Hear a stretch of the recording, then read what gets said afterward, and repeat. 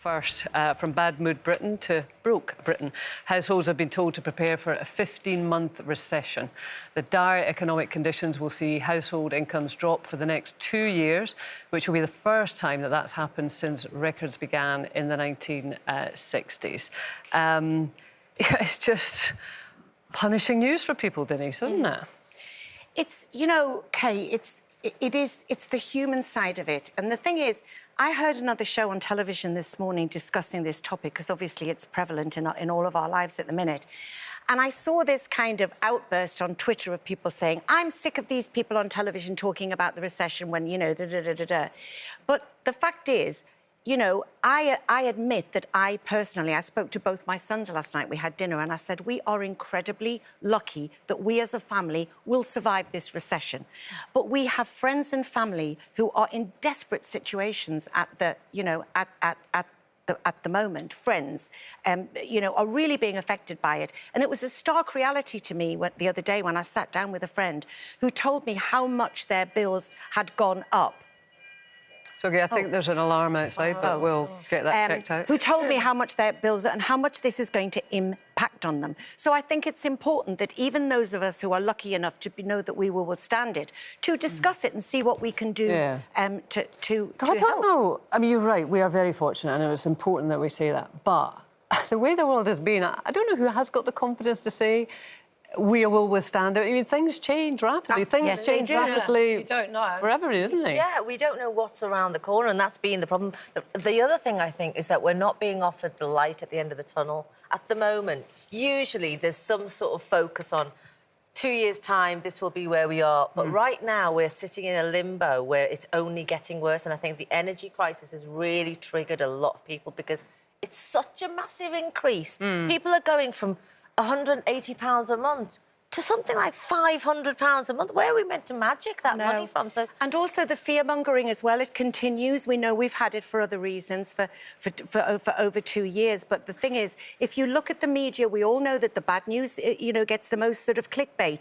And talk about an energy crisis. There is a general energy crisis of people being beaten down by this as well, because there is no hope. There doesn't seem to be, as you correctly say, light at the end of the tunnel. What are they going to do? So, I mean, should we be helping friends and family out? You know, I mean, would you do that, Carol? You would have to, yeah. I mean, I don't lend money to people just willy-nilly. I know a lot of people do, and they think nothing of it, and they think I'm tight because I don't. But obviously, if my family needed it, of course I'd help them out.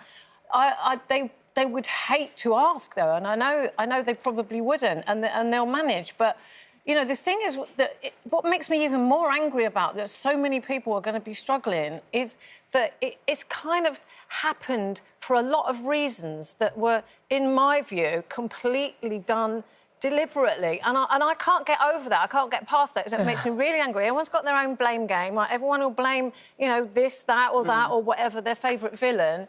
But it is... This has been coming for a long time, and they've known it's been coming. And you're right. Again, you can't just say, well, we can ride this through. Yeah. No one knows they're going to, because you don't know what they're going to do next. And they could just take everything away from everybody. So, you know, fill your boots while you can. With regards to lending money, I mean, there's only so much you can save for. You know, we all have hopes that we have a rainy day pot, but how long does that rainy day last for? Well, exactly. And I recently found that, especially with the initial COVID crisis, 12 months' work just disappeared. Everything I'd planned for was gone, and I would have normally thought of other options, but all the options were closed. And I'd lent friends and family over the years several times. You know, I've been working in television for over 30 years, so there have been moments where I've been able to help.